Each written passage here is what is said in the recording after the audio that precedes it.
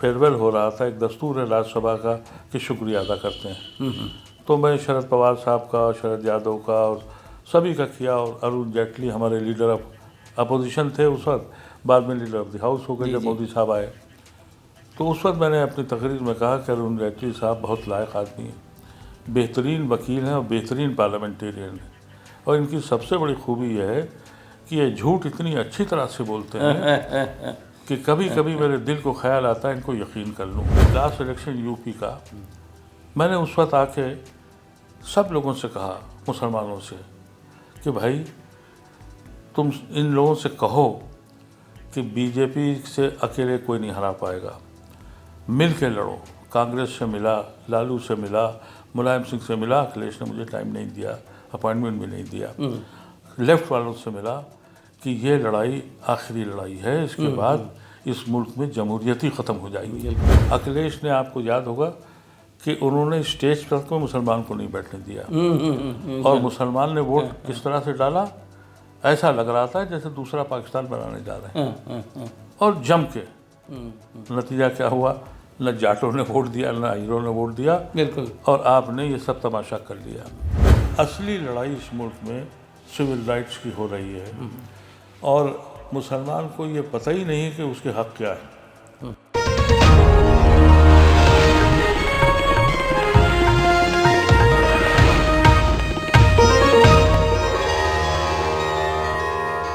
नमस्कार। सत्य हिंदी पे शरद की दो टूक में आपका स्वागत है। मैं हूं शरद प्रधान, और आज हम आपकी मुलाकात कराएंगे हिंदुस्तान की एक ऐसी शख्सियत से जो आज के इस दौर में, जबकि इंसानियत बड़ी मुश्किल से ढूंढने पे मिल रही है, जबकि लोग एक दूसरे के दुश्मन बन रहे हैं, विभाजन की बात चल रही है, वहाँ पे मोहम्मद अदीब साहब, जो कि फॉर्मर राज्यसभा मेंबर हैं, वो बात कर रहे हैं एकता की। वो बात कर रहे हैं कि किस तरह से इस सोसाइटी को, जो एक गलत डायरेक्शन में बढ़ती हुई दिख रही है, वो किस तरीके से उसको पटरी पर लाया जाए।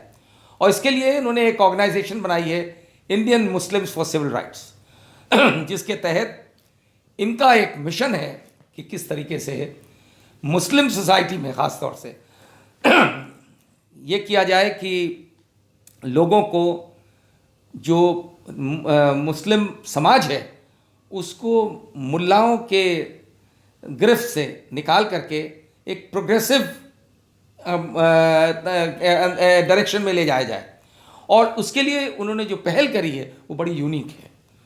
पिछले मई के महीने में 2021-22 के मई में इन्होंने ये ऑर्गेनाइजेशन कॉन्स्टिट्यूट करी, और इसके तहत इन्होंने स्लोगन ये दिया कि जो लोग खामोश बैठे हैं, मुस्लिम सोसाइटी के वो एलीट लोग, पढ़े लिखे लोग, समझदार लोग, बैलेंस्ड लोग, वो सामने आएं और खामोशी अख्तियार करने के बजाय वो मुखर हों, बात करें।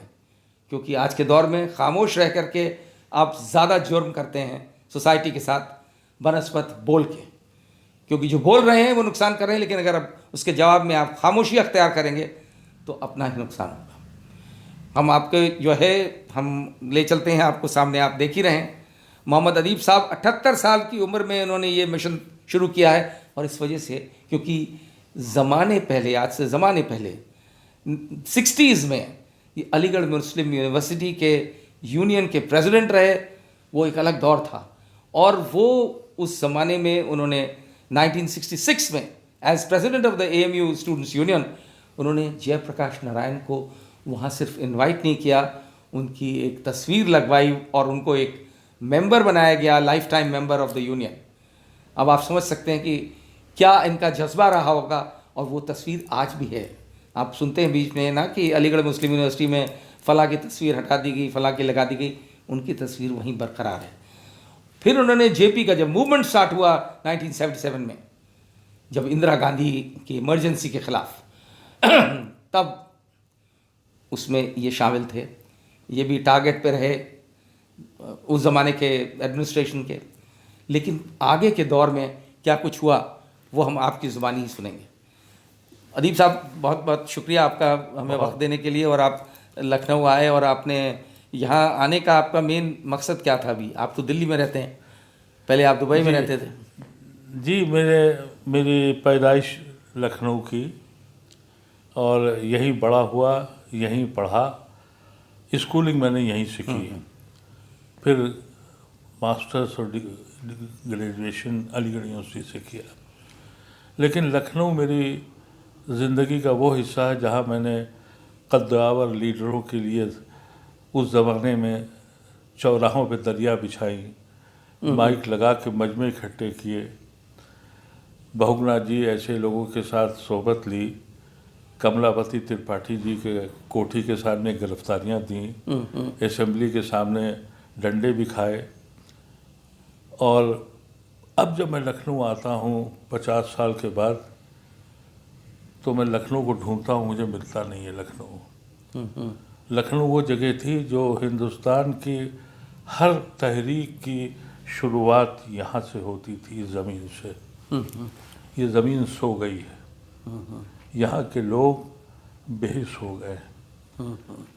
ये जो आपने अभी जिक्र किया कि यहाँ मैं क्यों आया, जी, वजह ये थी कि जो माहौल पिछले 7-8 साल से इस मुल्क में आया, मैं उस वक्त पार्लियामेंट में था 8 से लेकर 14 तक।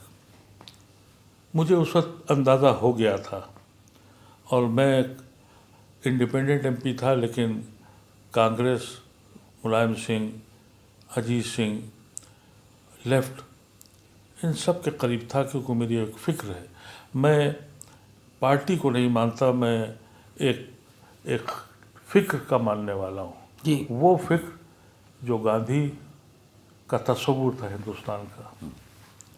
अफसोस ये है कि एक तकलीफ़ है कि मरने से पहले गांधी के उस फ़िक्र को मैं मरते देख रहा हूँ। और लखनऊ तो गंगा जमनी तहजीब का कहा हिस्सा जाता था। था। तो हम तो कभी तस्वुर ही नहीं कर सकते थे कि इस मुल्क में इंसान को कत्ल करेगा और मंत्री उसको एजाज़ देगा, और फिर कहा जाएगा गर्व से कहो। जी जी, तो गर्व से क्या कहें? इस मुल्क में कोई मजहब, चाहे हिंदू हो मुसलमान हो, कोई मजहब ये नहीं सिखलाता है कि नफरत पैदा करो। जी, आपको लगा कि अगर यहाँ के यूथ को जी नहीं, मैंने अगर डायरेक्शन नहीं मिलेगा नहीं, तो मैंने ये सोचा भी कि गलत डायरेक्शन में अगर जा यूथ सकता है। ये सोच रहा है और वो देखता है कि हम खुले आसमान के नीचे हैं, हमें जब चाहो हमारे मकान तोड़ दो, जब चाहो हमें जेल में भेज दो, और पॉलिटिकल पार्टियों ने ये फैसला किया है कि हम मुसलमान के लिए नहीं बोलेंगे क्योंकि हमारा हिंदू वोट भाग जाएगा। ये अब वो मुल्क वहाँ खड़ा है जहाँ इलेक्शन एक ख़ास कौम को तबाह करने या सज़ा देने जो देश ज़्यादा दे सकता है वो जीतेगा। वो जीतता भी है, वो हुकूमत भी बनाता है।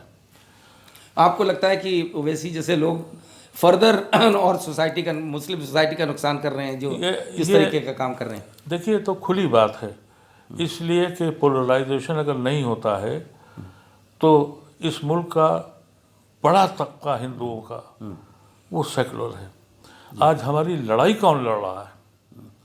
मुझे याद है बर्धन साहब में जब एक मैंने मूवमेंट चलाया था, जब ये बच्चे, कांग्रेस की सरकार थी कि जेलों में बंद हो रहे थे और ये साहब बम ब्लास्ट हो रहे हैं, बम ब्लास्ट हो रहे हैं, ये सब स्पॉन्सर्ड थे। और मैंने उसके 418 केसेस पार्लियामेंट में रखे। एक हिंदुस्तान के मुख्तलिफ जेलों में जा के मैं उनसे मिला। मुझे पता लगा वो कोई 20 साल, कोई 15 साल के बाद जाके छूटे और कहा गया नॉट फाउंड गिल्टी। जिसकी तो उनकी ज़िंदगी तो तबाह हो गई। जिंदगी जिसके आपने ये रेस किया वहाँ राज्यसभा में। जी, आपका तो शायद रिकॉर्ड भी है कि शायद राज्यसभा में आपने एक टर्म में जितने सवाल पूछे किसी ने कभी नहीं पूछे। जी, बहसियत क्योंकि मेरे राज्यसभा में तकरीबन 800 सवाल हैं एक से, बताइए, एवरेज 250 है एक एमपी की, और मेरी 62 डिबेट्स हैं मेरी पार्लियामेंट में, और 15 से 20 डिबेट होती है अगर बहुत अच्छा। जी जी जी, स्पोक्स पर्सन जो होता है वो तो बोलता है, जो लीडर होता है, अदरवाइज। और आप एज इंडिपेंडेंट को तो बहुत ही कम मौका मिलता रहा होगा। जी जी। और हमारे साथ ये होता था कि टाइम जो है वो जोड़ दिया जाता था, सबसे कम इंडिपेंडेंट को मिलता है रेशियो के हिसाब से। जी। अब 2-2 घंटे लोग बोल के हमसे कहा जाता तो था। आपने इन इश्यूज़ को काफ़ी मैंने कोशिश की और जितना front मुझ में में दम था। और एक वाक़या मैं आपको सुना दूं जो मैंने अपनी किताब में भी रखा है। जब मेरा फेयरवेल हो रहा था, एक दस्तूर है राज्यसभा का कि शुक्रिया अदा करते हैं, तो मैं शरद पवार साहब का, शरद यादव का और सभी का किया। और अरुण जेटली हमारे लीडर ऑफ अपोजिशन थे उस वक्त, बाद में लीडर ऑफ द हाउस हो गए जब मोदी साहब आए। तो उस वक्त मैंने अपनी तकरीर में कहा कि अरुण जेटली साहब बहुत लायक आदमी हैं, बेहतरीन वकील हैं और बेहतरीन पार्लियामेंटेरियन हैं, और इनकी सबसे बड़ी खूबी यह है कि ये झूठ इतनी अच्छी तरह से बोलते हैं कि कभी कभी मेरे दिल को ख्याल आता है इनको यकीन कर लूँ। तो उस वक्त हाउस बहुत हंसा। जी जी लेकिन वो शख्स जब खड़ा हुआ, पढ़ा लिखा आदमी था, जी जी उसने कहा भाई अदीब साहब ने न कभी कांग्रेस को बख्शा न मुलायम सिंह को बख्शा, मुझे तो हमेशा टारगेट किया। लेकिन आज एक ये इस पार्लियामेंट में एक बहुत बड़ी शख्सियत हमको छोड़ के जा रही। हम सब की ख्वाहिश होनी चाहिए ऐसे लोग पार्लियामेंट आए। वाह तो जो मैंने किताब लिखी उनकी वो तकरीर उसमें लिखी है वाह वाह कि अरुण जेटली जिसको मैंने कभी नहीं छोड़ा, लेकिन अब बीजेपी में ऐसे लोग भी नहीं रहे, अब तो खाली हो गया मामला। बहरकैफ ये इसलिए खोली थी कि मैंने उस वक्त ये कहा कि एक वीडियो में कहा कि जो पढ़े लिखे लोग हैं, ये ऑर्गेनाइजेशन बनाने से पहले की बात है। पहले जी जी जी को भी ये ख्याल नहीं था कि कोई ऑर्गेनाइजेशन बनेगी। एक मैंने आवाज़ दी थी और ये कहा था कि भाई a people of eminence why they are sitting at their home. मैं ये देखता हूँ कि दूसरी कौम यानी हिंदू कौम के ब्यूरोक्रेट्स रिटायर हो रहे हैं और आरएसएस में जा रहे हैं, जजेस रिटायर हो रहे हैं और जा रहे हैं, और फौजी जा रहे हैं, और हमारा मुसलमान कहीं इक्के दुक्के कोई सिगरेटी बन गया, कोई कुछ बन गया, उसने अपने बच्चों को सेट किया, घर पे बैठा है और फिर कोस रहा है। हालात ख़राब हो गए, या तो कोसना बंद कर दो, बहुत बढ़िया या अमल करो। जी। तो ये इसके बाद बहुत रिस्पांस आया, तो मैंने एक तारीख रखी कि आप लोग आइए। और क्योंकि ये लोग नहीं बोलते हैं इसीलिए ओवैसी जैसे लोग या और इस किस्म के लोगों को बढ़ावा मिलता है। और ये जो मौलवी हजरात हैं ये अपनी अपनी जमातों को लेकर घूम रहे हैं, फला जमात फला जमात। आप जाइए ओखला में, जैसे दिल्ली में रहता हूँ मैं, जाने एक सैकड़ों के एतबार से ऑल इंडिया और इंटरनेशनल मुस्लिम ऑल इंडिया तो आजकल सब बन जाते हैं, सब बन किसी गई। गली गली और पूछे वो बैठे हों ऑल वो इंडिया किसी न किसी पार्टी से इनको फ़ायदा कैसे हुआ, ये कैसे बढ़ी, ये मैंने 2004 के इलेक्शन में देखा।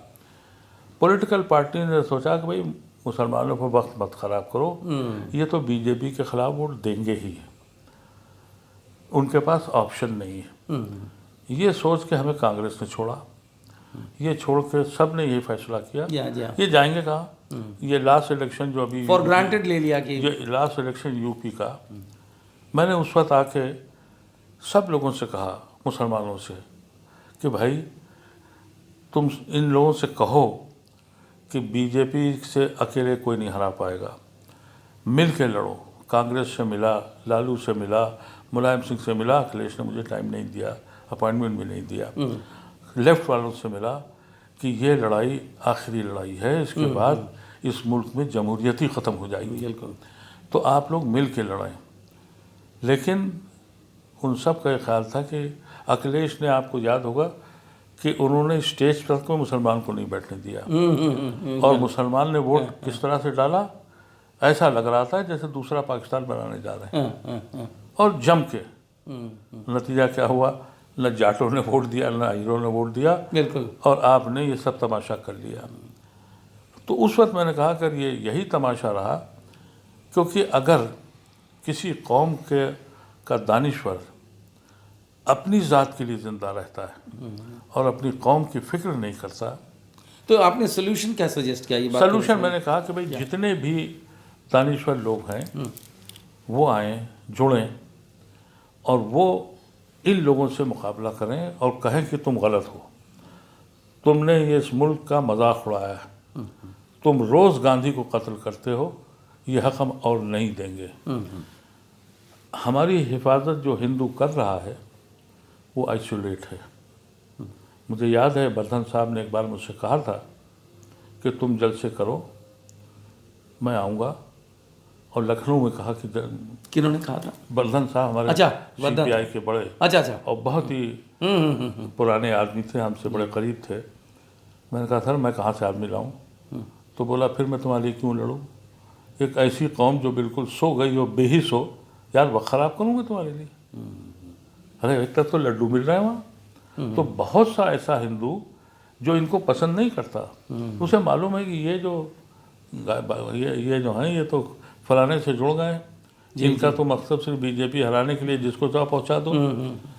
तो एक तो ये मदद था। दूसरा ये था कि जो जाहिल मुसलमान है वो मिलिटेंसी की तरफ न जाए कि हमें कोई पूछ ही नहीं रहा है। उसको भी एजुकेट करने की ज़रूरत है, अवेयर करने की ज़रूरत है। अगर उसको ये पता लग जाए कि ये लोग बड़े बड़े लोग हमारे साथ हैं तो उसको दिल में आएगा। मिसाल के तौर पर मैं गुड़गांव में रहता हूँ, वहाँ नमाज के इश्यूज हुए। कभी वो गांव था, वहाँ 2 मस्जिदें, आज वहाँ 4.5 लाख मुसलमान गुड़गांव में रहता है। अच्छा। 2 छोटी मस्जिदें, 12 बजे से 2:30 बजे तक नमाज होती रहती है। उस वक्त ये हुआ कि एडमिनिस्ट्रेशन ने हमें 35-40 जगह दी कि यहाँ नमाज पढ़ लिया करो। अब वहाँ एक चंद गुंडे खड़े हो गए और उन्होंने कहा कि साहब नहीं पढ़ने देंगे, और वहाँ भजन गाने लगे और कहा कि भाई, उस वक्त मैंने वहाँ जो भी वहाँ के प्रोमिनेंट जो ब्यूरोक्रेट्स थे, वाइस चांसलर्स थे, उनसे कहा कि भाई आप वहाँ खड़े हो जाइए तो पुलिस कम से कम ये तो सोचेगी ये मजदूर बेचारे 1 घंटे का टाइम मिलता है, उसमें उनको खाना भी खाना है, उनको नमाज भी पढ़नी है और फिर जाके फैक्ट्री में मजदूरी करनी है, तो घर में बैठे रह गए। लेकिन मैं एक जगह एक बार में मुझे पता लगा कि 44 या कौन से सेक्टर है वहाँ नमाज होती थी, अब पुलिस ने कह दिया भैया आप हमसे नहीं रुकते, ये बहुत लोग तंग कर रहे हैं, हम बंद करेंगे। तो मैं अब चल फिर नहीं पाता हूँ नमाज, तो मैं अपनी कुर्सी लेके गया, वहाँ जाकर बैठ गया। अब वहाँ जो SP था वो मुझसे मिल रहा है और मैंने कहा ये नारे किस बात के लग रहे हैं? वो गर्व से कहो, फलाने कहो। मैंने कहा ये गर्व है और तुम IPS हो, ये गर्व है कि तुम किसी की नमाज न पढ़ने दो? तो वो डिसेंट पर्सन, सर क्या करूं, काबू में नहीं है। वो इसलिए काबू में नहीं है कि ऊपर से उन्हें मालूम है कुछ होगा नहीं, कुछ नहीं होगा, लेकिन वो माहौल रुक गया। मैं उसके बाद मुझे आइडिया मिला कि हम सब लोग जुड़ें। राइट। और मैंने जब ये ऐलान किया तो आप सोचिए कि पहले मैंने सोचा था कॉन्स्टिट्यूशन क्लब में 50-60 लोग आएंगे, लेकिन जब रिस्पांस आने लगा तो उससे बड़ा हाल, फिर जो सबसे बड़ा हाल मुझे मिल पाया वो 600 का था। अदीब साहब, ये जिस तरीके से आपको ये आइडिया आया, ये बड़ा, और आपने बड़ा नायाब तरीका अपनाया कि आपने अपना वीडियो डाल दिया और उसके रिस्पॉन्सेस आने लगे, तो उसके बाद जब आपने पहला सम्मेलन किया, लखनऊ में तो आपने अब किया, लेकिन सबसे पहला दिल्ली में किया, तो कितने लोगों की शिरकत हुई और कौन कौन से ऐसे प्रोमिनेंट मुस्लिम से जो आए? देखिए उसमें 600 के ऑडिटोरियम में 50 लोग तो मुकामी थे, हमारे वर्कर मिला लीजिए, 544 लोग बाकायदा 24 स्टेट से आए, क्योंकि हमने फॉर्म भरवाए थे ये सोच के कि कोई ऐसा आदमी ना आ जाए जो डिस्टर्ब करे या कुछ करे, तो भाई आप पहले रजिस्ट्रेशन कराइए, नाम डिटेल दीजिए। जो एक तो हमें इन्वेंट्री उससे मिली, दूसरी चीज़ हमें ये मिली कि कितने लोग इसमें आए। उसमें सीनियर रिटायर्ड ब्यूरोक्रेट्स, उसमें जजेस, कई जजेस रिटायर्ड हाई कोर्ट से जजेस, और कई फौजी, technocrats, bureaucrats, professors, human rights activist. और आपको एक सबसे बड़ी ताज्जुब की बात ये होगी कि उस 550-600 आदमियों में करीब करीब 200 लड़कियां थी। वाह, 200 लड़कियां थी जो कि मुस्लिम मीटिंगों में नहीं होती हैं। उसमें वो लड़कियां थी NRC की जो लखनऊ में जिन्होंने एहतजाज किया था, वो लड़कियां थी जिन्होंने बम्बई में एहतजाज किया था, वो लड़कियां थी जिन्होंने हिंदुस्तान भर में जहाँ जहाँ एहतजाज हुए थे वो सब की सब आई थी। वाह। तो ये एक बड़ा पॉजिटिव साइन था कि जो ये कहा जाता था कि हिंदुस्तान की मुसलमान औरत जो है वो तो बुरक़े में है और घर से निकलती नहीं है, वो खुद से आई और शरद जी, मैं 99 या नहीं तो कम से कम 90% लोगों को मैं नहीं जानता था। और हर पॉलिटिकल पार्टी के मुस्लिम वहाँ आए। फारूक अब्दुल्ला साहब जी आए, अजीज़ कुरैशी साहब व्हील चेयर पे आए, अच्छा, जो फॉर्मर चीफ जी, इलेक्शन कमिश्नर जी जी जी गवर्नर थे, और Rahman Khan, Salman Khurshid, you name it and everybody was there as far political जी जी जी people is concerned। और डिफरेंट पॉलिटिकल पार्टीज के बगैर हमने उसमें ये कहा था कि आप किसी पार्टी में हो और किसी जमात में हो, आपको इस मुल्क को बचाना है, अगर आपको इस मुल्क से आपका रिश्ता आपके आइन, आपके कॉन्स्टिट्यूशन से है। हमने तो आपने मेन मैसेज इसमें क्या देना चाह रहे थे? आप मुस्लिम्स को क्या बताना चाह रहे हैं? मैं- किस चीज़ की कमी है जिसकी वजह से आपको ये मेरा ये कहना इंडियन था मुस्लिम्स फॉर सिविल जी, राइट्स बनाना जी, पड़ा? जी, इसलिए कहता कि असली लड़ाई इस मुल्क में सिविल राइट्स की हो रही है, और मुसलमान को ये पता ही नहीं है कि उसके हक़ क्या है। वो मुसलमान, हमारा जो इस मुल्क का नौजवान है, वो अपने पास में रहता है और आज के दौर में खौफजदा है। हकीकत यह है कि जो हिंदुस्तान का आइन है, दुनिया में ऐसा आइन कोई नहीं है, और इसी सांझी विरासत का जो नमूना पेश हो रहा है, जब हमने ये महसूस, हम सब आपको क्या लगता था कि क्या वजह यह है कि मुस्लिम्स में इलिटरेसी ज़्यादा है, पढ़ते लिखते नहीं हैं बहुत ज़्यादा तादाद में, क्योंकि गरीबी ज़्यादा है? शरद भाई, कुछ तो ये है, और जब आप किसी कौम को डरा दें, उसका मैं आपको चंद नमूने बताता हूँ। जब ये मिडिल ईस्ट में लाइन खुली और यहाँ से मजदूर और टेक्नोक्रेट्स और इंजीनियर जाने लगे, वो उतने ही ब्रिलियंट निकले जितने दूसरी कौम के थे, क्योंकि उनके और ये किया गया था अटल बिहारी वाजपेयी के टाइम में? जी, वाजपेयी जी के ज़माने में उन्होंने, जब वो फॉरेन मिनिस्टर थे, जब फॉरेन मिनिस्टर थे, उस क्योंकि 7 और 2 में ये हमारा वहाँ ये निकला था, वो वाक़या ये है कि 71 में एक मुस्लिम मुल्क टूटा था और एक मुस्लिम मुल्क यूएई बना था। तो वो वहाँ पाकिस्तान और बांग्लादेश की बात करें आप? जी हाँ। तो वो वहाँ लोग गए, जो भी बाहर जा रहा है मुसलमान, वो इक्वली उतना ही इफेक्टिव या उतना ही अच्छा है जितने और को। हिंदुस्तान में क्यों नहीं है? खौफ की वजह बताता हूँ। जब मैं नोएडा में फैक्ट्री लगाई तो उस वक्त रावल साहब वहाँ चेयरमैन थे, नोएडा था, ठीक है, मेरे दोस्त थे। मैंने उनसे कहा कि साहब, ये जो मुसलमान ये कारखानदार ये गलियों में, गाँव में, उनका राव ज़मीन दे देंगे। वो ज़मीन देना चाह रहे थे और हम उनको बसाना चाह रहे थे। कई लोगों से मैंने कहा, एक हमारे सप्लायर थे, मैं एक्सपोर्ट का काम करता था, तो एसेसरीज देते थे, उनका भाई इकबाल नाम था। वहाँ जामा मस्जिद के एरिए में बिरयानी खा रहे हैं और 24 घंटे मशीनें चल रही हैं। मैंने कहा, भाई तुम चलो वहाँ। वो आए और सब देखा था। मैंने कहा, इतनी सस्ती ज़मीन दिला रहा हूँ, तुम्हारे अपॉर्चुनिटीज़ बढ़ेंगे, एक्सपोर्टर्स को दोगे, वहाँ आते हो गलियों में, यहाँ से क्या उठता है। वो तैयार हो गए। उनके जब भाई आए तो उन्होंने कहा था, मैं तो नहीं लूँगा। मैंने कहा, क्यों?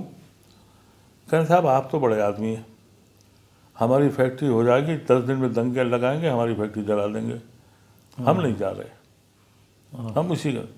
तो जो ये खौफ है, उसने मुसलमानों को गलियों में घुसेड़ दिया। देखिए, हमारे इसी ज़मीन, और ये तब भी रहा है, नहीं आज की डेट में तो बहुत ज़्यादा खौफ जी, ये तो लेकिन आप तो पहले की बात बता रहे हैं। उस वक्त की बात बता रहा हूँ कि जामा मस्जिद में मेरी कज़िन रहती थी, मैं अलीगढ़ में पढ़ता था, तो 61-62 की बात बता रहा हूँ। जी। तो वहाँ जाता था कि भाई मैं तो पॉलिटिकल को गलियारों घूमने के लिए। वो मेरी बहन कहती थी, कज़िन, भैया मगरिब यानी सूरज डूबने से पहले भैया शहर से वापस आ जाना, यानी इतने तो दीप साहब, फिर ये किस तरीके से क्या फ़र्क हुआ उस दौर के खौफ में? हमारी समझ तो ये थी कि आज के दौर में खौफ ज़्यादा हैं लोग, और उसका कारण सामने है। देखिए, उस वक्त ये था कि एक एहसास था। मैं याद है कि मैं जब छोटा था, स्कूल पढ़ता था बाराबंकी में, तो मेरे अपने सब दोस्त थे, तो उसमें अक्सर एक आध कहता था, अरे तुम्हारा पाकिस्तान बन गया, तुम यहाँ क्यों रहते हो? तो मैं अपने घर वालों से कहता था ये क्या है, पाकिस्तान क्या बना है। वो एक कॉम्प्लेक्स डेवलप हुआ। और एक जेन्युइन बात ये थी। आपको लगता है कि उसी तरह, मैं समझ गया आपकी बात, जी। क्या आपको लगता है आज की डेट में भी इस तरीके की मैसेजिंग हो रही है, या किसी तरीके से ये जो खौफ पैदा किया जा रहा आज के है, दिन तो कोई उसका कोई मीनिंग नहीं है आज के दिन में तो जो हो रहा है इस मुल्क में, वो दुनिया में कहीं नहीं हो रहा है। आज के दिन में तो बिल्कुल खुलेआम, यानी उस वक्त महज़्ज़ब लोग थे, और कुछ लोगों की ये बात भी ठीक थी कि जब मुसलमानों ने अपना मुल्क बना लिया, हम लोग बना लें। लेकिन उनकी ये समझ में नहीं आता कि गांधी और नेहरू ने इस मुल्क पे कितना एहसान किया है। अगर वो एक दीवाने थे जिन्ना साहब, वो मुसलमान के नाम पे भाग गए, अगर उनको इस्लाम से कुछ लेना देना नहीं था। कुछ नहीं, और अगर फर्ज कीजिए अगर नेहरू और गांधी और आज़ाद और पटेल के ऐसे सोच के लीडर ना होते और ये हिंदू स्टेट डिक्लेयर करते, मुझे आप बताइए नॉर्थ ईस्ट आपके साथ आता? आप मुझे बताइए कि सिख हिंदू स्टेट में रहता? आप मुझे बताइए कि सिख हिंदू स्टेट में तेलंगाना ये है? नहीं, चलिए ये तो अच्छा हुआ कुछ नहीं बचा। कि इस तरीके का नहीं हुआ।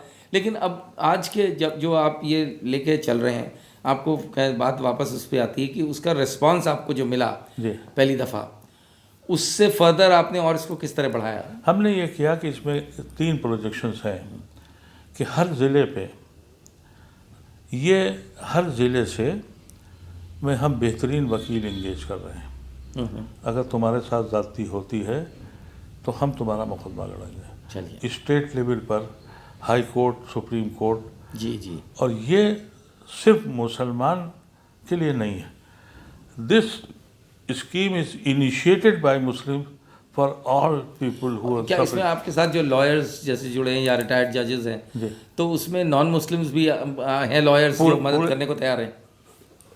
ऑफर दे रहे हैं। वाह, वो कह रहे हैं कि हम भी लड़ेंगे तुम्हारे साथ। बहुत अच्छी बात है। और मुझे राम पुनियानी साहब ने मुझसे कहा कि भाई तुमने मुझे नहीं बुलाया।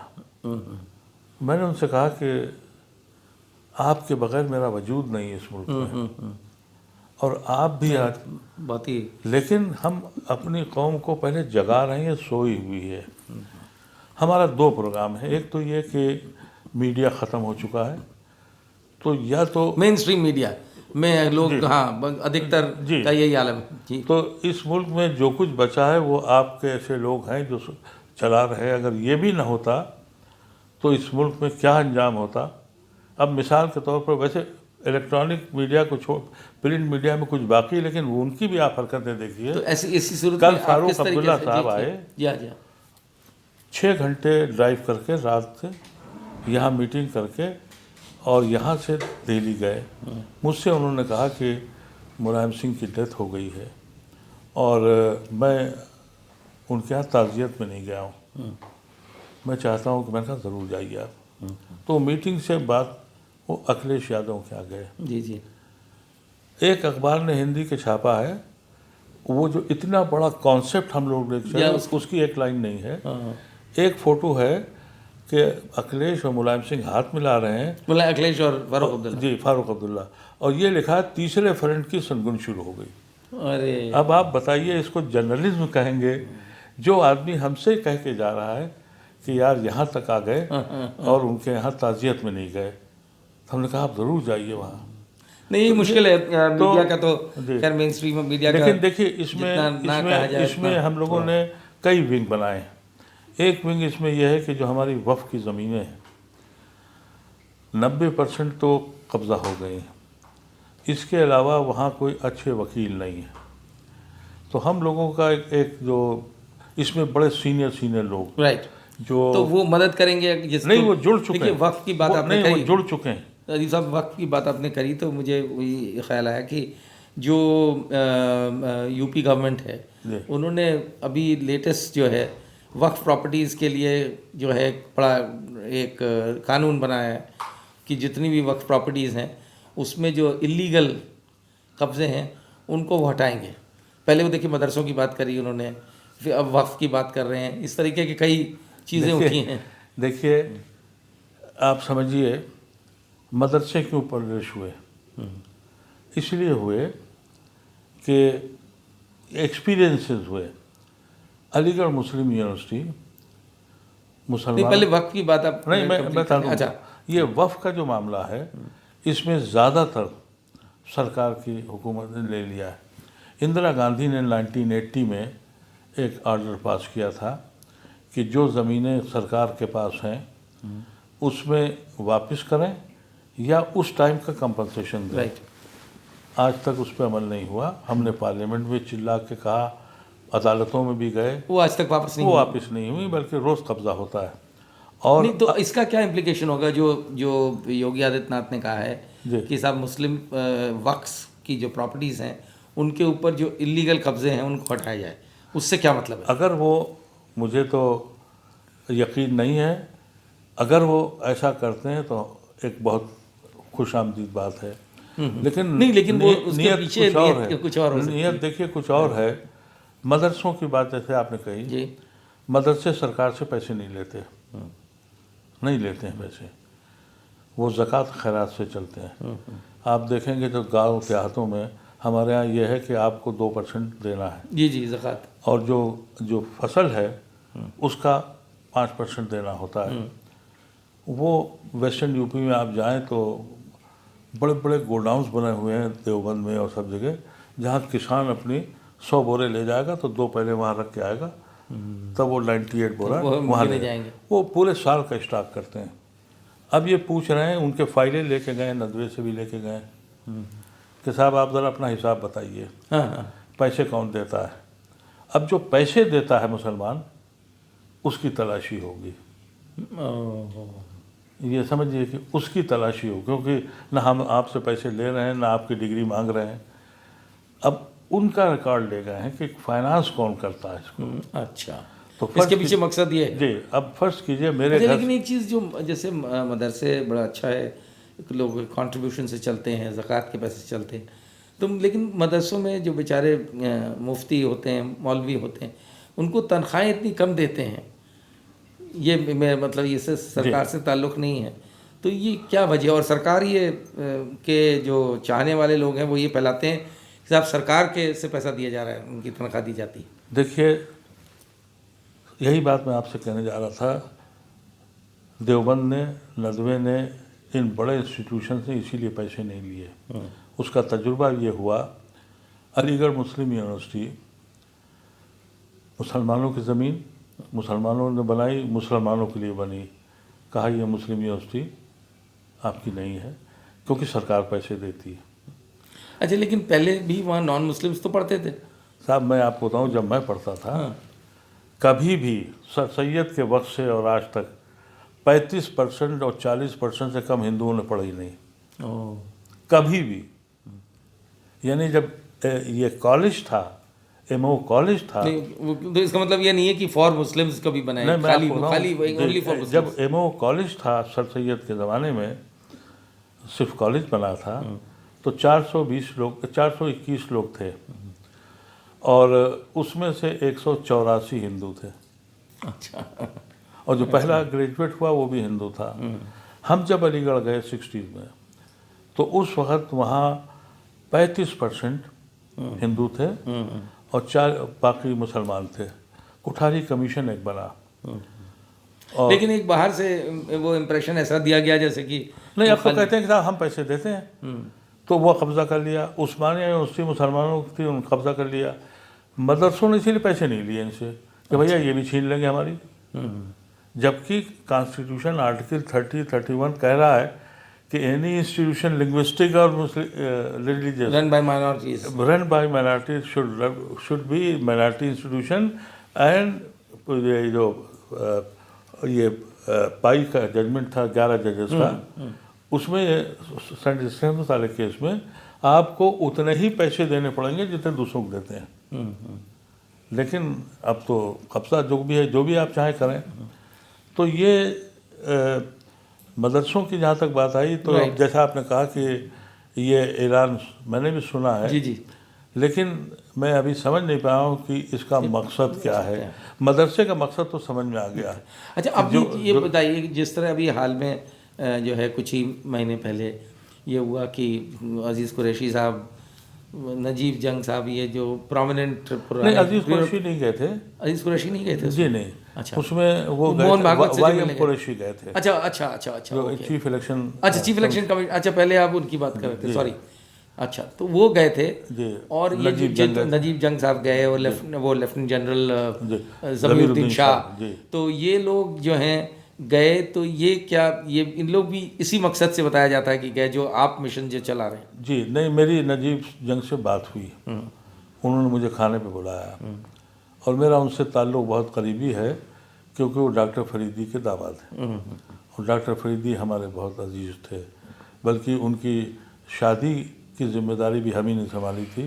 शादी डॉक्टर फरीदी ने तय कर दी थी। तो क्या करा आप फिर आपने इसके, या किस तरह से आपका इनसे कनेक्शन हुआ, उनसे इस कनेक्शन मिशन को लेकर? इस नजीब से मेरे बहुत ख़ानदानी ताल्लुकात हैं और बहुत अच्छे आदमी हैं।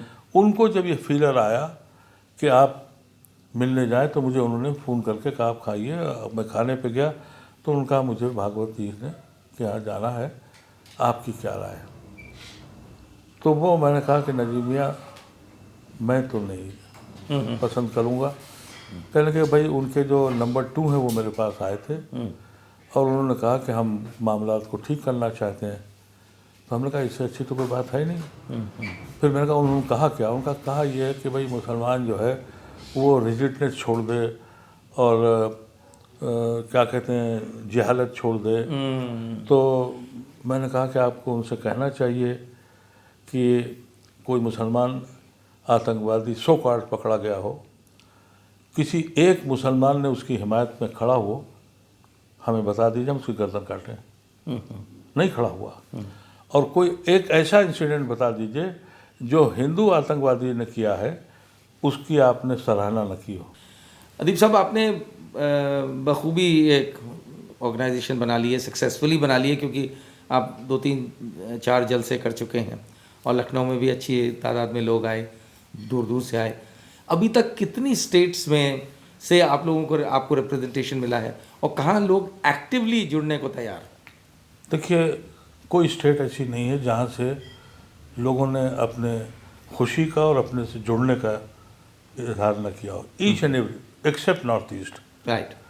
और from Lakshadweep to Kashmir, everywhere, right. और हर जगह के प्रोमिनेंट लोग ऐसे तो अब वो क्या अपनी तरफ से उनसे आप कुछ आइडियाज़ भी मांग रहे हैं कि क्या कर सकते हैं? हमने ये किया था कि सबसे हम लिखते हैं कि कोई सजेशन हो तो हमें दीजिए। अच्छा, तो कितने सजेशन आए? तो 80% लोग ये कहते हैं कि जो हमने उनको भेजा था कि हम चाहते ये हैं कि इस मुल्क की साझी विरासत को तोड़ने में जो टूट रही है उसको रोकने का हिस्सा बनो। जैसे कि गांधी ने हिंदुस्तान की जब लड़ाई लड़ी, उस वक्त के जो दानिश्वर थे वो खिलाफत मूवमेंट के नाम से जुड़े और गांधी के मोमेंटम को इतना मौका मिला कि उतने लोग कभी जेल नहीं गए। तो आज की डेट में तो अगर आपको क्या लगता है मैं कि लोग इसमें और बड़ी तादाद में जुड़ेंगे? इसमें अगर मिसाल के तौर पर शरद जी, अगर सेकुलर हिंदू जो हमारे लिए फिक्र करता है और हमेशा करता है, मैं ये देखता हूँ कि बहुत से ऐसे लोग हैं जो ये सोच रहे हैं यार ये एक बोझा है हमारे ऊपर इनकी, लेकिन जब उनको ये पता लगेगा ये बोझा नहीं है, ये हमारे पीछे सपोर्टर हैं, तो जो दबे हुए या कम लोग रह गए हैं बोलने वाले, ऐसा नहीं है कि सारा हिंदू कम्युनल हो गया है, बड़ी तादाद आज भी महफूज है, उसमें से थोड़े से ही लोग हैं जिनमें हिम्मत है बोलने की। नहीं, लेकिन आपका तो जैसे आपने नाम रखा है Indian Muslims for civil rights, तो इसमें फिर नॉन मुस्लिम कैसे जुड़ेगा? नहीं, देखिए ये एक बहुत क्लियर बात मैं आपसे बताऊं कि ये तहरीक मुसलमानों ने शुरू की है, मुसलमानों के लिए नहीं है। अच्छा, this is a scheme which has been created. वो नेम से मैसेज ये इसलिए आती है कि आप पहले अपने पैर तो खड़े करें। ये जब मेरे ही पैर नहीं खड़े हैं जी। तो मैं कैसे किसी का ठेकेदार बन जाऊं? जी जी जी, बिल्कुल तो बिल्कुल। जब आप तो एक दफ़ा आपके इसका मतलब जो मेरे समझ में आ रहा है कि एक दफ़ा आपने इस तरीके के पढ़े लिखे प्रोमिनेंट मुस्लिम्स को इसमें जोड़ लिया, तब आप उम्मीद कर रहे हैं कि नेक्स्ट स्टेप आपका ये होगा कि जो नॉन मुस्लिम सेकुलर क्लास है उसको भी इसमें आप शामिल करेंगे। उसी के लिए देखिए, जितने बैकवर्ड, कल हमारी तकरीरें भी इसी पे हुई हैं, सवाल हुए थे, हमने कहा बैकवर्ड, गरीब, ट्राइबल, एनी हिंदू और मुस्लिम जिसको हमारी ज़रूरत है, जिसके साथ नाइंसाफ़ी भी है, हम उसके लिए खड़े होंगे। वो जो आपने कहा कि केसेस भी लड़ने के लिए आप जी, करें, ठीक है, सबके लिए। लेकिन इसमें जो है जो कॉमन मुस्लिम हैं, जी इसमें तो अभी तक पढ़े लिखे लोग हैं, जी। इंटेलेक्चुअल्स हैं, और मुस्लिम्स में एक बहुत बड़ा तबका है जी, जो कि जिनमें जहालत भी है, क्योंकि उनके बिल्कुल, पास बिल्कुल। रिसोर्सेज नहीं हैं जी। स्कूल जाने के, और वो क्योंकि पढ़ाई लिखाई नहीं होती है जी। तो उनको मिसगाइड करना भी बड़ा आसान होता है। जी, और आज की डेट में अभी हाल में आपने देखा होगा, अखबारों में भी छपा बहुत, नरेंद्र मोदी प्राइम मिनिस्टर वो खुद लगे हुए हैं इस चीज़ को उबारने के लिए, और वो सिंपैथी दिखा रहे हैं उस मुस्लिम क्लास के साथ जो डाउन ट्रॉडन है, जिनको पसमंडा मुस्लिम्स कहा जाता जी, है। जी, जी। तो उसके पीछे आपको क्या मकसद दिखता है? क्योंकि ये चीज़ अगर मुस्लिम्स की तरफ से पहले उठी होती तो बेहतर नहीं रहता। मैं आप सर्च कर दूं, ये प्लेटफॉर्म शुरू करने से पहले ये भी दिमाग में मेरे आ गया था, ये एक और साजिश है, क्योंकि मुसलमान को मसलक में फला में ये तो मौलवियों ने बांटा, शिया और सुन्नी और फला डमा करके, लेकिन अब फर्दर तोड़ने के लिए एकदम से मोदी साहब और उनकी सरकार का दिल जो है बेचैन है, क्योंकि उन्होंने कहा भाई एक फॉरवर्ड है, एक बैकवर्ड है, एक पासमानदा है। मैंने इसी बात का इजहार हम लोग कर रहे हैं कि जब मस्जिद तोड़ी जाती है तो वो पासमानदा की होती है या अशराफ की होती है। जब इंसान को कत्ल करते हैं और लिंच करते हैं तो ये मालूम करते हैं मोदी साहब या उनके चाहने वाले कि ये पासमानदा है या वो है। इस पे भी एक पार्ट है उसका। कल मेरा पूरा लेक्चर इसी बात पे हुआ है कि एक तूफान और खड़ा हो रहा है। यानी तुम अभी भी कह रहे हो, एक शेर है कि तुम्हें काली घटा का भी पहचानना नहीं आता, नशेमन से धुआं उठता है, तुम कहते हो सावन है। तो ये तो आग लेकिन, लगी लेकिन हुई। इसमें आप कहीं ना तो कहीं ये देखिए मुस्लिम कम्युनिटी की एक कमी रही कि उस क्लास को के लिए सोचा नहीं लोगों ने, जिसका फायदा बीजेपी उठाने की मैं कोशिश आप कर सर्च करूं कि इस्लाम में इसका कोई क्लास है नहीं। नहीं, कास्ट नहीं है, लेकिन क्लास तो हर एक जगह होता है। हिंदुस्तान में बना है, हिंदुस्तान में बना है। मैं आपसे पूछता हूँ, इन लोगों से कहता हूँ मुसलमानों से कि तुम मुझे ये बताओ कि मुग़ल सल्तनत के लोग कहाँ गए? जब पैसे थे तो रईस हो गए, आज वो कहीं चक्की चला रहे हैं तो पासमानदा हैं। खुद मैं अपनी बात करता हूँ कि मैं अपने नाम के आगे कोई नहीं लिखता हूँ, आज से नहीं, ये 10वीं क्लास में।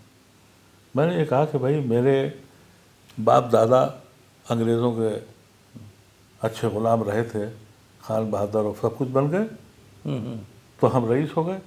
आज हम अपनी हवेली को ठीक नहीं कर सकते, और जो आदमी बकरा काट रहा है और जो आदमी कपड़े बुन रहा है वो हमें जब चाहे जितनी बार खरीद ले। नहीं, लेकिन जो पासमानदा है वो ये देख, जो इकोनॉमिकली वीक तो हैं, उन्हीं को टैप करने की प्रयास कर रहे हैं, चाहे वो डिवाइड करने के मकसद से हो।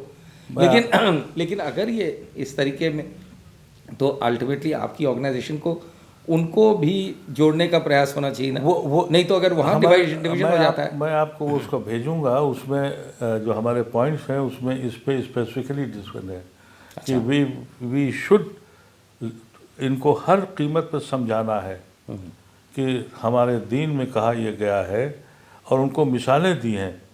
फॉर एग्ज़ाम्पल जिस कॉलोनी में मैं रहता हूँ वहाँ जो सबसे गरीब मुसलमान जिसको खाना मोहल्ले वाले देते हैं, जी। वो मेरी नमाज़ पढ़ाता है, और मैं 15 लाख की गाड़ी में जाता हूँ, पीछे खड़े होकर पढ़ता हूँ। तो पसमानदा कौन है? ये तो समझने की बात है। लेकिन ये पॉलिटिकल लोगों का एजेंडा था, जिसमें इस वक्त मोदी के पास वही एक चीज़ रह गई कि ये मुसलमान जुड़ने न पाए। ये एक इनकी प्रॉब्लम है। देखिए, इसमें इसमें हमारे पॉलिटिकल सारी पार्टियों की गलती देखिए, लेकिन पासमानदा मुसलमानों की ऑर्गेनाइजेशन भी हैं, एक मंसूरी एक साहब नहीं। हैं, बहुत दिनों से वो बड़े प्रेस नोट भेजते नहीं, हैं। आजकल तो हमारे उसी का तो जी, जी। अपोजिशन वाला तो देखिए, बीजेपी आप तो फायदा उठाएगी। जब दिल्ली में फंक्शन में अली अनवर आए, जो पासमानदा के आजकल जी लीडर जी चल रहे हैं, जी जी तो मैंने उनसे कहा कि देखिए अली अनवर साहब, आप यहाँ पासमानदा की बात मत करिएगा, तो क्योंकि हम उससे बहुत ऊपर सोच रहे हैं। हम न पासमानदा की बात कर रहे हैं, न किसी पार्टी का प्रचार कर रहे हैं। हम सिर्फ ये चाहते हैं कि आप रिकग्नाइज हों और इतनी क़ुव्वत बन जाएं कि जो हमारे मुल्क को बचाना चाहते हैं उनके पीछे खड़े क्या हों। कहा उन्होंने? तो वो आए और मेरी बात का लिहाज रखा, इसी पे बोले, और बाद में जब खाना शाम तक चला वो, तो जाते वक्त सबके सामने मुझसे कह गए कि अदीब भाई ने यहाँ भी हरकत करी कि साहब ये अपर कास्ट के हैं, हमको दबा गए। तो ये मजाक कर, लेकिन वो अपना काम नहीं, कर। मजाक में तो उन्होंने बात तो ऐसी कह दी, क्योंकि घूम फिर के अगर आप खाली एलिटिस्ट को जोड़ेंगे जी, और उन लोगों को नहीं जोड़ेंगे तो ये तो इल्जाम नहीं, लगेगा। ऐसा नहीं है। हमारे जो टीम दिल्ली से आई है उसमें 3 लोग, एक सैफ़ी हैं, सैफ़ी जो बड़ी जो जी, अपने जी। कहते हैं अंसारी थे, कुरैशी थे। नहीं, मैं महज उसकी नहीं, हम लोग ऐसा नहीं करते। इकोनॉमिकली नहीं, ऐसा है कि जो पॉलिटिकली एम्बिशियस लोग हैं, जिनको पॉलिटिकली एडवांटेज लेना है, वो अपनी कोशिश कर रहे हैं। लेकिन हमें जो अभी तक तजुर्बा ये हुआ कि जो हमसे जुड़ रहे हैं वहाँ इसका बिल्कुल उनका लिहाज। कोई पर्सनल एजेंडा नहीं है। जो लोगों को आप जोड़ रहे हैं जी, वो सिर्फ एक लार्जर ऑब्जेक्टिव के लिए ही आ रहे हैं। वो बैकवर्ड कम्युनिटी से हैं सब, लेकिन वो बात को समझ गए हैं। अब जाहिल लोगों को कितना हम इन्फ्लुएंस कर पाएंगे ये तो वक्त बताएगा, लेकिन जो पढ़ा लिखा तबका उसमें से है, अब उसको हम तो बहुत कुछ समझा। और आपके इसमें शियाज और सुन्नीस का भी कोई डिस्क्रिमिनेशन नहीं, दोनों लोग हैं। मैं चेयरमैन हूँ जी जी, और सेक्रेटरी जनरल शिया मसूद रिजवी, क्योंकि एक बड़ा लंबे दौर तक खास तौर से अटल बिहारी वाजपेयी जी की वजह से कहा जाता था, जब से उन्होंने ये दरवाजे खोले मिडल ईस्ट जाने के लिए, कि शिया Muslims were inclined towards BJP. और लखनऊ में काफ़ी देखने को भी मुझे जी, मिलता लालजी था। टंडन तो मेरे साथी रहे हैं, मैं जानता हूँ उनको, वो तो बाकायदा बीजेपी के होते। और अटल बिहारी वाजपेयी के लिए तो मैं बताऊँ कि मेरे दिल में भी बहुत जगह थी, मैं उनसे बहुत मिलता भी था। और जब मैं स्टूडेंट डेज में जब मैं जामा मस्जिद में अब्दुल्ला बुखारी के ख़िलाफ़ डेमॉन्स्ट्रेशन करने गया कि भाई या तो इमामत कर लो या सियासत कर लो। जी जी, अच्छा, आपने उनके खिलाफ जी ये किया था। तो वहाँ पिटाई हुई। बचाने वालों में उस वक्त फ़ारूक अब्दुल्ला के वालिद शेख अब्दुल्ला साहब और अटल बिहारी वाजपेयी और नानाजी देशमुख थे। अच्छा, तो वो दौर भी मैंने देखा है। और अटल जी से मैं आखिर तक भी मिला हूँ, बल्कि उन्होंने मुझसे ये कहा भी था कि तुम मेरे साथ आ जाओ। तो मैंने कहा कि जिस आदमी ने मुसलमानों की मुखालफत करी कि मस्जिद की लड़ाई नहीं लड़ूंगा, जिसने मंदिर की मुखालफत करी, जिसने गुरुद्वारे की मुखालफत करी, अब आपके साथ आ जाओ और मंदिर की सियासत करूं। तो आपने मालूम है क्या कहा उन्होंने? जी, ऐसे बैठ गए, 1 मिनट सोचने के बाद कहा, शेर पे बैठ गया उतरूँ कैसे। बड़ा आदमी था। जी जी, वो भी बीजेपी के थे, वो भी आरएसएस के थे, वो महज़्ज़ब थे। आज के लोग ये महज़्ज़ब नहीं है, ये फ़र्क है उस वक्त। ये फर्क है। अदरवाइज वो उनकी भी ट्रेनिंग वही थी, वो महज़्ज़ब लोग थे, ये जाहिलों की जमात है।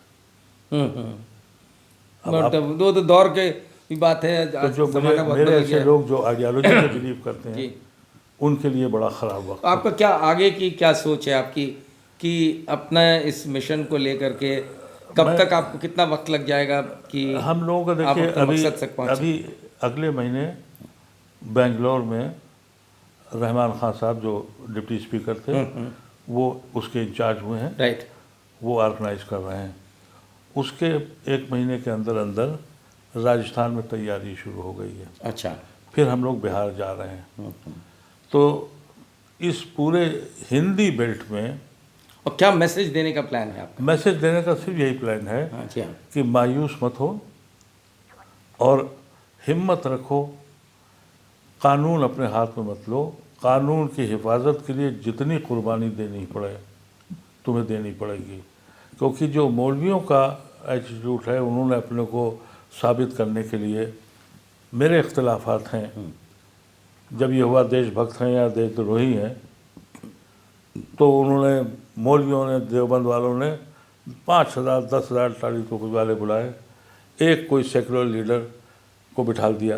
तो आपके इस मिशन से आपको उम्मीद है कि अभी तक ये जो खामोशी अख्तियार कर रखी है उस पढ़े लिखे मुसलमानों ने, उनको आप ज़ुबान देना चाह रहे हैं कि वो उठकर खुल करके जो अगर जुल्म हो रहा है, कुछ गलत हो रहा है, उसके खिलाफ बोले। बिल्कुल। यही एक मुख्तसरन ये है कि पड़ी है लाश तासुब की दोराहे पे, मगर एक जनाजा है जो कौमों से उठाए न बने। ये हकीकत है, सबको मालूम है क्या हो रहा है। तो हम भी एक कोशिश कर रहे हैं, बहुत से लोग कर रहे हैं कि इस तासुब के कैंसर से कैसे बचा जाए, कि अगर हम कैंसर से नहीं बचते तो the very idea of India ही ख़त्म हो गया है। बहुत बहुत शुक्रिया आपका, आपने अपनी बात कही और आपका हमारे साथ आने के लिए इस शो में बहुत बहुत शुक्रिया आपका। आगे ठीक।